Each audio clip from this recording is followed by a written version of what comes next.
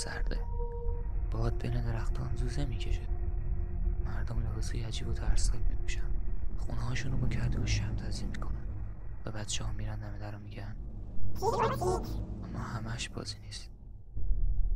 میگن تو این شب مرده بین دنیاهای زنده و مرده ناپدید میشه. روحایی که سالها رو نگرفتن برمیگردن.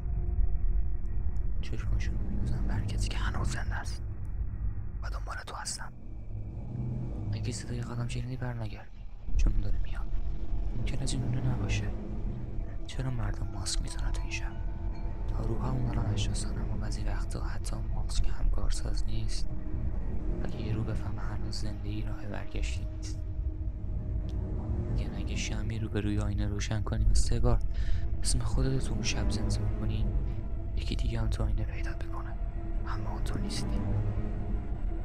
بعضیا فقط سایه دیدن، بعضیا لبخند و بعضیا هیچ وقت بعدش دیده نشد.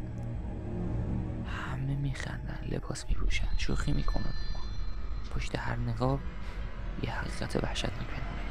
یه روح که برگشته بین ما تا یه شب توی بدن زندگی کنه. اگه امشب رفتی بیرون به هیچ صدای جواب نده. اگه کسی صدات زد برنگرد، چون اون صدا ممکنه مال این دنیا نباشه. اگه نیمه شب صدایی در اومد، چراغ رو خاموش کن و درها رو قفل کن، چون بعضی درها که باز بشن دیگه بسته نمیشن.